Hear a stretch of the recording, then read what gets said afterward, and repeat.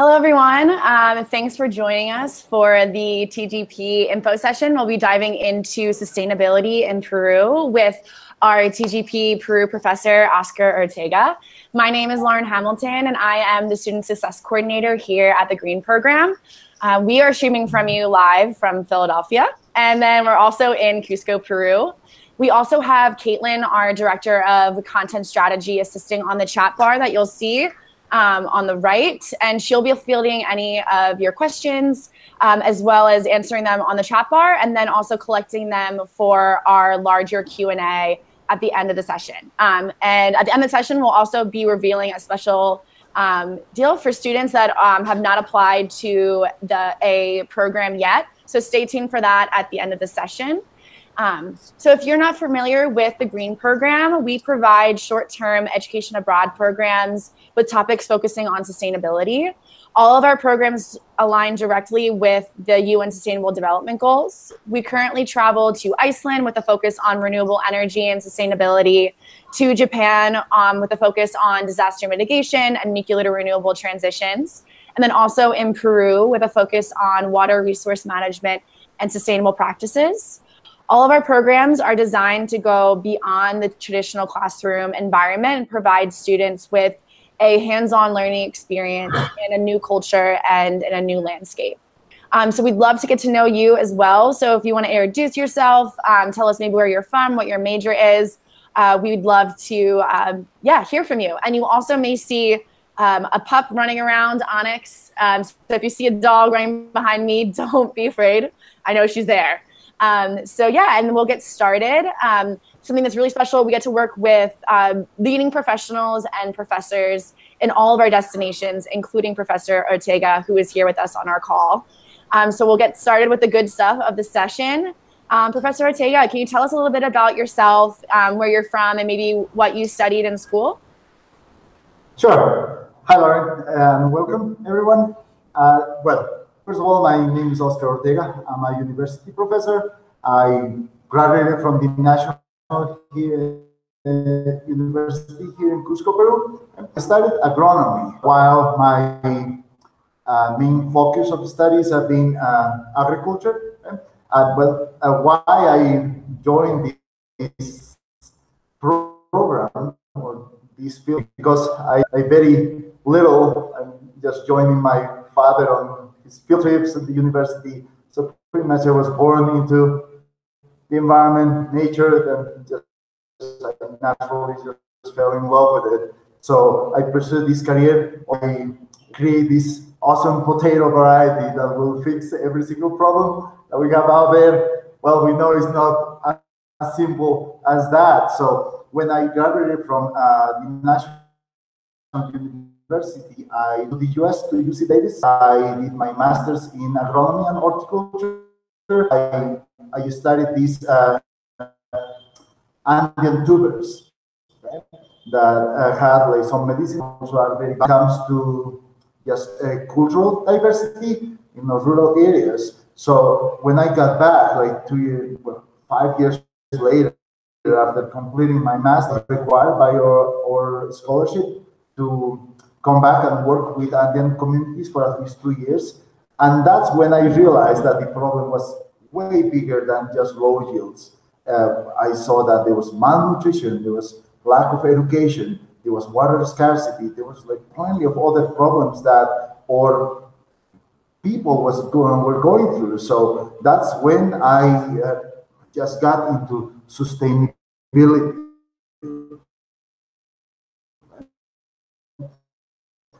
I have been teaching for more than 7 years, like already, in some Andean communities. And well, now I'm also teaching like very diverse courses as well, not just sustainability, but also a little bit on politics. I have this very cool class, it's called Healing and Shamanism in the Andes. So, I have a good understanding of what's going on here in Peru, and that's because of my experience in teaching and also with my NGO as well. So that's a little bit about myself. Nice. So, or Oscar, can you tell us maybe a little bit about what sustainability means to you? But sustainability is, first of all, I mean, we don't even have a clear concept for sustainability. The textbook says that we should be able to meet our own needs without compromising the ability of future generations to do so. I know that sounds great, but the challenge is to make it happen. Sustainability, at least here in Peru, is even more complicated because we are extremely diverse. So we have three regions. That's the basic way to classify Peru, where we have fishing, and also commerce and intensive agriculture in the coast, in the highlands. We have or rural farmers with traditional agriculture, and then we have in the jungle we have hunter-gatherers. We have or tribes like the Ashaninka, the Mashigenga, whose reality is completely different. So, at least for me, sustainability is something that you need to be well informed about. Right? What is harming or to sustainability is this fact that we don't have a clear understanding of what's going on in the world. Right? So we believe that with a blanket policy, we have a single problem. I'm trying really hard to not make this one of my lectures. Right? So, but I mean, at least what I teach students is that with sustainability, we have three pillars. We have the economy, we have the society, and we have the environment. Like each of them with its own problems, but if we are not properly represented, if we lack the leadership, none of those three will be benefited. Really. I mean, at least my personal opinion in there is that at least in Peru is a very good example for this, is that we come up with policies and that's supposed to come out of our social pillar because that includes us, humans. But we elect representatives that sometimes they don't represent us at all. Right? So we have indigenous people cases because they cannot come up with their own political party. They team up with these people that unfortunately don't have a clue of what it's supposed to be representing indigenous people. They don't feel the reality. They don't share their. So then sustainability might be reached in the areas where policy is tailored for, but not for the vast majority. And then Peru, in terms of understanding sustainability, is extremely informative because we issue that other countries might not. We have things like El Nino, for example. We are one of the most vulnerable countries to climate change out there, and that's something that we need to deal with as well. So on top of having our social problems, we need to deal with this problem that is hard to prevent because we are talking about forces of nature here. So we need to allocate some of our money in order to alleviate some of the problems that this will cause. And that's political. That's not environmental, that's not social, but the economy might have something to do with that. But like leadership in countries like Peru is extremely important. That prevents sustainability from happening if you have rampant corruption, lack of trust on our representatives. That's definitely not going to help with something that we think that sustainability is equal to the environment. That's not the case.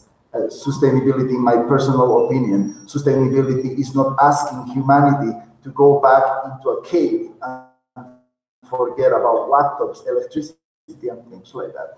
We are 10 billion people. That's just inevitable. But then we need to be informed. And it saddens me a lot in how sustainability now it's used as common currency. Like there's people running for during elections saying that they are going to make Cusco sustainable when they don't know what they're talking about. So sustainability shouldn't be blamed for that, in my opinion. Yeah. Thank you. Yeah, I think you touched a little bit on where we want to go, and you talked a little bit about history of sustainability in Peru. So how do you see sustainability really growing in Peru for the future? I know that you talked on a little bit how electing people in office who have that as their underlying mission is essentially a really important part of that. And So can you touch a little bit about more on how you see sustainability growing within Peru or Cusco itself?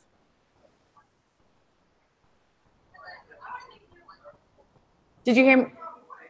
Did you catch that, Oscar? Sure. Yeah. There was a little delay. Sorry. Yeah, I can hear you. Yeah.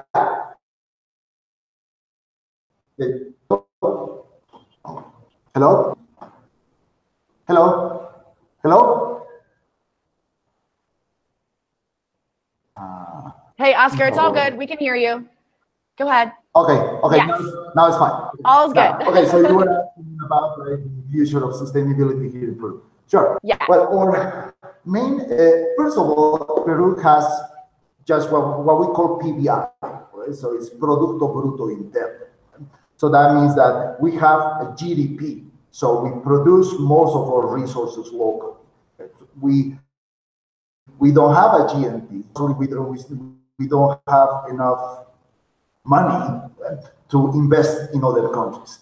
Now, most of that money comes from businesses like mining and fishing. Those are our two main economic activities. Our economy is sustained on those two. And so if you reflect on sustainability with that, I mean, those are two of the most unsustainable practices out there. Third ranks agriculture, and fourth is tourism.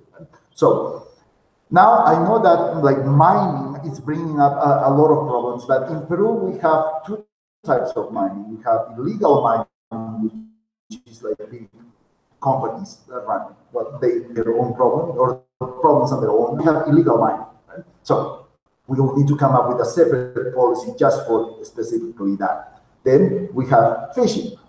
As I already mentioned, we have El Nino that is becoming more constant and more intense that affects the fishing industry. So then we'll need to come up with a separate policy for that as well. Now, a lot of the of artisanal fishermen are in the north. They are the ones that are mainly affected by that. So, and then we have our farmers in the rural area.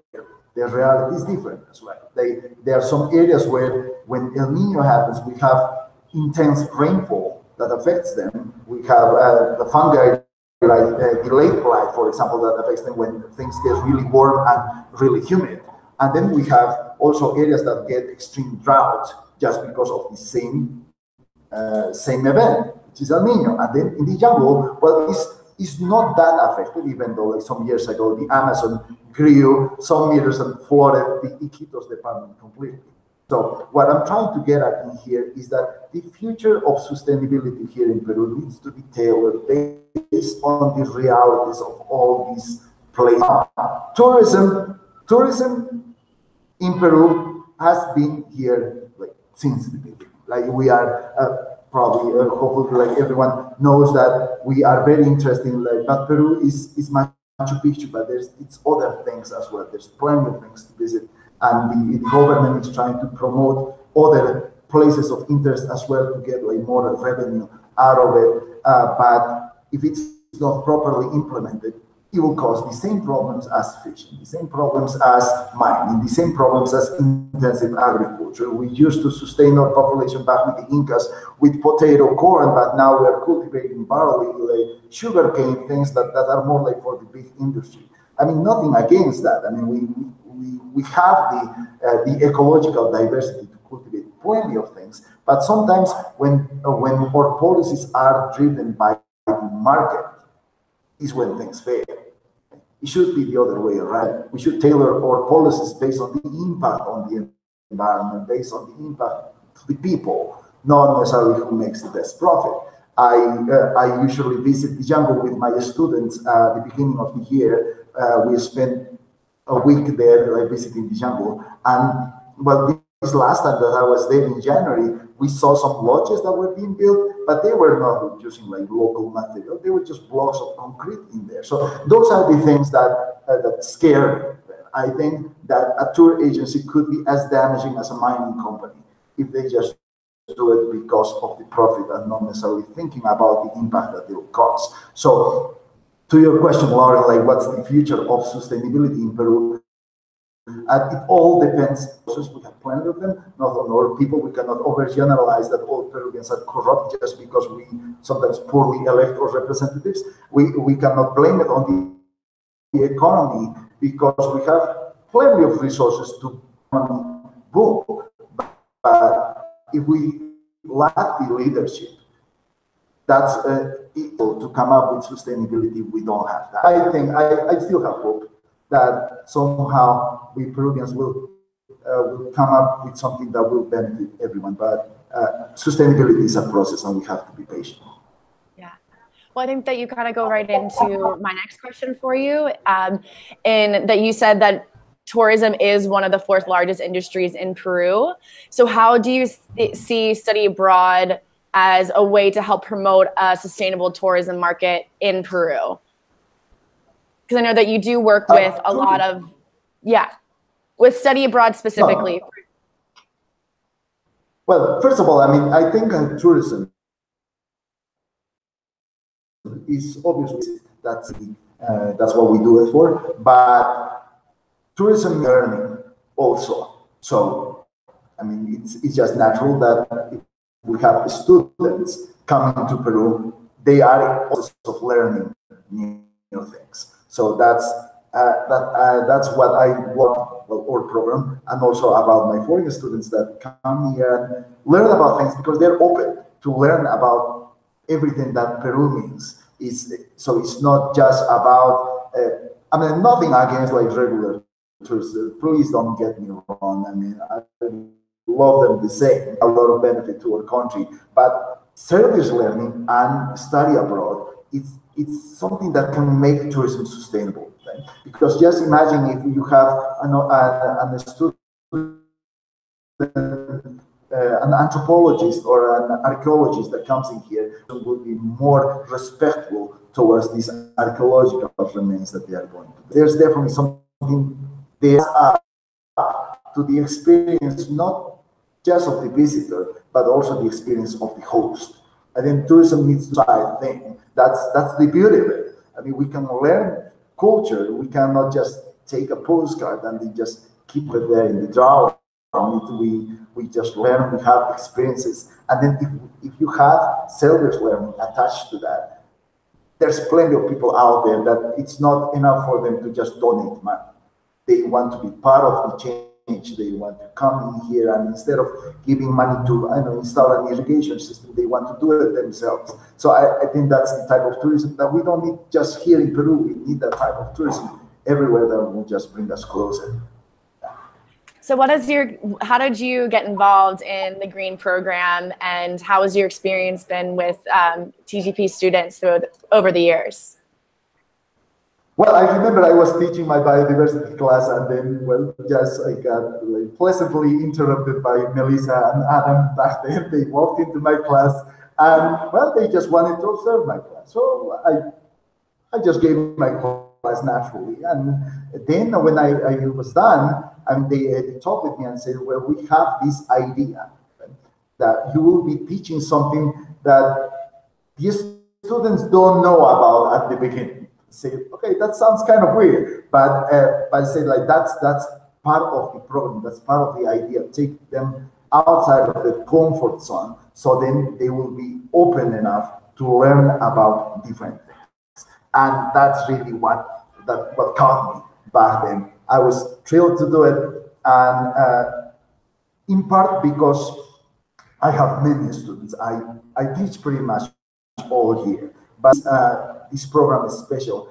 Is the fact that I have students in here that are driven by an energy that they want to make a difference. Right? And also what I like is that I have students that come from different backgrounds. I have civil engineers, I have environmentalists, I have biologists, I have artists, I have a big umbrella of different backgrounds in here that I can work with. So I was hooked from the beginning, and much as we learn, and I say we because I learned a lot from them as well, is the fact that we can implement some of the things that we can come up with. I don't want to spoil that much the content of our programs. At the beginning, what I like about the green program is that you need to come up with a project, okay? And honestly, I take my student success very, very personal. So when we come up with those projects, it's like, I know, it's like I just having a baby on my own. I mean, it's something that we made together. So it reflects it reflects everything that my students have learned, and also obviously a lot of things that come from them. So that's how I ended up joining the green program, and hopefully this relationship will last long. Yeah. I think it will. I think it will. And I think that goes well into kind of talking a little bit more about the TGP program in Peru.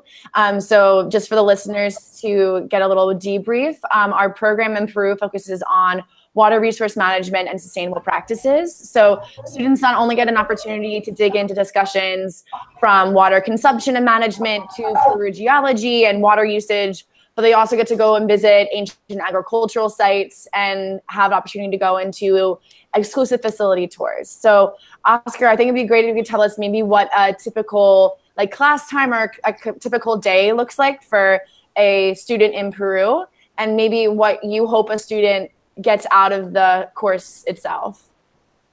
Sure. That's probably my style. I like to have at least like 1 or 2 hours of lecture in class. Well, that's where we learn the basic concepts of something. But then we engage in a field trip that gives my students a sense of reality. So, as you said, like those are the topics that we cover, but there's no point of spending in a classroom when you don't see what's going on out there. There's plenty of concepts that we learn in class that you can easily learn in from this YouTube video or like from a textbook. But I touch the basis, but then on the field trip I expand on the concepts. There's even a lot of things that I will see lecture for the field trip. So my students, well, for me, education is more like an experience. It's not even about the information that you get. So we put together a program that will help with not just learning, but also realizing the problem, like internalizing things that are out there. So, for example, we might learn about water pollution, but then I can show you all the videos I want out there. That's not the point. I just want you to see, with your own eyes, smell with your own nose, what's going on there. Those are my classes, and I try to do it with every single class out there that I have. That it brings some reality to the class, so then my students get a full understanding of what's going on. So a lot of students, I'm talking about all of them, is that sometimes they join the environmental programs, but sometimes we are not ready to get dirty. So I'm trying to change that as well. So then if you don't realize there's a problem, you won't be able to solve anything. Sometimes it's even a little bit cruel, but that's me. So I think that just creates a better experience, and that's the role that I'm playing. So that's my classes. Yeah. Well, I love that. I love getting dirty. It's good. And I kind of wanted to talk a little bit more about, you touched on it before, about the Capstone projects and that experience for students. So to just explain to the viewers, the Capstone projects that students do within their green program, they have an opportunity to work with other people in their program and come up and identify a real world challenge in the world and sustainable development that they want to come up with an innovative entrepreneurial solution to. So Oscar, can you maybe touch a little bit on your experience working with students with their Capstone projects and what it's like to see the final presentation of those projects after all that work throughout their programs? Okay. Now, when it comes to the environment, and a lot of them are very idealistic, okay? And they are unsustainable for that same reason. I've seen plenty of volunteer programs that come up with these projects that work for 3 months or 6 months, and as soon as the volunteer walks out, everything fails. So with the Capstone Project, we have like three major components in there. First of all is the golden circle. So you and now the what. Well, we want to bring a water filter to a place where they have like good water quality, but we don't know why. We might know the how, so then we need to combine those three things. So the first thing that goes into my students' presentation is the how, the what, and the why you are doing it. Where you get your inspirations to do that. We need to identify your key partners. So that's another major component in there. We cannot accomplish sustainability alone. We might do it in a smaller scale. Like personally, we might decide to be vegetarians, for example, but then that will make a change. But then we need to scale it up. We need to come up with a project that will actually sustain something like that. So then that's the key partner. So if we come up with a project, we need other people's support to make it sustainable. Now we get to the business canvas. So that's the part sometimes that is a little bit challenging. I mean, not everyone loves numbers and the dollar sign in there, but I mean, that's unavoidable. I mean, you need to pay for the project somehow. It could be donations. It could you need to pay for some people. Volunteers, as great as they are, well, they gotta eat. They have to pay for the homestay and things like that. So you need to come up with a way to sustain that. So even if you are working with donations, you need to know where those donations are coming from. So that's the business canvas. And a lot of these ideas will create some revenue, and hopefully that revenue will go directly into the community where we're trying to establish the project. How is that revenue going to be used? Is that going to be, I know, just recycled into the program to make it more sustainable? So that's the business canvas. And also then we have this inverted triangle that shows the scale from individual to community to city, all the way up to global. So my students need to identify which of those scales they will aim for. A lot of cases, they will aim for the community because, well, that's where the ideas like grassroots movements start. But then is that you don't have policy. So then you need to scale it up to the city level somehow, so then you get the support of the government. So if you have a sustainable community in there, in a lot of cases, if not all, you don't have the jurisdiction to go to the other community and make it mandatory to become sustainable. So you cannot do that. But then if you access the next level, the city level, now if you convince the city that your project is sustainable, suddenly the city can come up with the proper policy to make all the communities sustainable. So that's the idea. And if we get like higher and higher at the national level, global level, hopefully we can come up with an international agreement for something that came up with from a little community. So that's pretty much the capstone. So as you can see, the capstone is not just about the environment. It's not I'm belittling like what the environment means. But as I said, I mean, the environment cannot function without the social and the economy aspect, and sometimes even the political aspect. So those questions are brought up during my students' presentations too. Awesome, thanks for that. And I would just encourage anyone on the live stream to continue to ask any questions that you have for Oscar or I. We'll almost at the end of the full content part of the session. So we'll be doing a Q&A soon. So definitely come in with any questions that you have. And we'll I think we'll end off with just Oscar, maybe if you could go into a little bit what you hope as like a student or a TGP participant, really what their impact is after attending their Peru program. You know, what lessons they learn, what kind of knowledge they're coming home with, and maybe what really you hope the impact of their program has on their lives. This is an environmental program that has education as a big component. And I think that's the biggest impact that the green program has on the, but also I think that will reflect on the students and also on us, the professors. Right? So the experience is always renewing itself. So what I will hope for my students when they come out of my class is that they will have a better understanding of what's going on out there.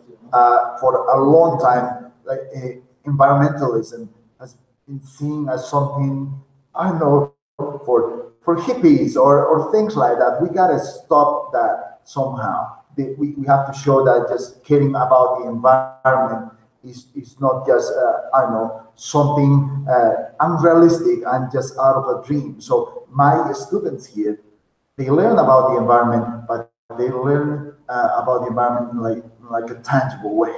So they understand that the problems exist. And I have like plenty of students that come up with a lot of knowledge about environmental issues. But when they see what they see in here, when they understand why these things are happening, that sometimes it's not just because of big corporations or like a conspiracy theory. Of course, they are doing a lot of things wrong. But I want my students to understand that all of us play a big role in here. So we cannot be and not just self-condescending and say that, I mean, we are just suffering from these big countries or big corporations, and they are the ones that are harming, playing a role in here as well. So hopefully my students will come out from my classes with a taste of reality, and that will inspire them even further to make a change. And I know that sometimes I might sound a little pessimistic, but that's not the case at all. But I think a well-informed society more open to these new bright minds that come out not just from the green program, but from all environmental programs out there. So they will be more receptive. So I think my students need to learn about the other side as well. They need to learn more about what's going on, like why big countries, big companies are doing what they're doing. So then they have a better case. And hopefully at the end, my students will play a big role in changing policy, in just affecting the way that we are dealing with the problems that we have out there. So I'm fortunate enough to do what I love, and also, I mean, get a salary for it. So it's, and so then what I like about the green programs is that I get to share my passion with my students, and I hope that the students feel the same way as well, and just play the role that we're supposed to. Yeah, that doesn't sound pessimistic to me at all, so don't worry about that. And just in case anybody, I know we're over the 30 minutes that we allotted, but we're going to continue to chat with Oscar and go through some questions that you guys have, as well as continue on with conversations. We'd love for you to stay and join. If for some reason you have to go, we thank you so much for joining us for this info session and talking with Oscar and I. If you're interested in joining us for a program in the future, we're currently enrolling for our winter and spring programs. Our Peru program with Oscar this winter is from January 2nd to the 11th. And anyone that applies from today until the 30th, your application fee will be waived. So definitely get on that and join us for a future program. And we hope we'll be traveling with you soon.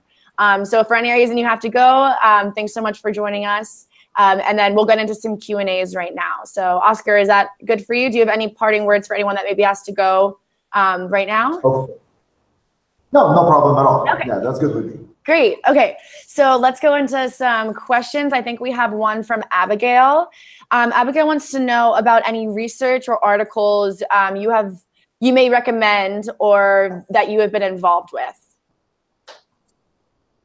Well, I have been involved. Like, does she mean like papers that I have published, or like I think probably topic in specific? I think she just says any research or articles that you've been involved with or published. Okay, so well, most of the publications that I had like before have been in biodiversity conservation. Right? So, for example, like research on this Andean tuber is called mashua. Okay? So then, well, part of the genetic inventory, because a big thing is that we are having like genetic erosion, so we're losing some of our varieties. So yeah, the first step is to kind of like out of them, stay where we are at. So then part of that was also this seed flow study that we made, but also these medicinal properties. So it has this high content of these secondary metabolites are called glucosinolates that might be like helpful in preventing cancer. So that was what I was working on for like 4 or 5 years, and I extended that like through my master's as well. But lately, because of my NGO, I mean, we had a project on like legalization as well. So that's part of the NGO work. But we were going to publish a little bit on our results probably pretty soon. So and yeah, other like research on yes, environmental problems on some rural communities. So just because of the research that we have and also the teaching, and honestly struggling with funding a little bit as well, so that has prevented us from like having like conclusive results. But my NGO now, we're just focusing on hopefully like helping people, so that's what we're doing, and it's coming up with technology for them. Now what I'm doing is I'm publishing some papers on the magazine, so like yeah, that both universities come up with that I'm working on. Okay? So, for example, we just selected like some 3 papers that we came up with my students for UCIL. 2 of them are in shamanism, and another one is in like biodiversity use in like medicinal plants. So those are the topics that now I'm researching on.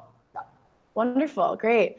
We have a question from Zuli, who was wondering if the TGP classes are like regular classes, and for example, will there be readings or homeworks or tests, and maybe what is your favorite topic to teach on your TGP program?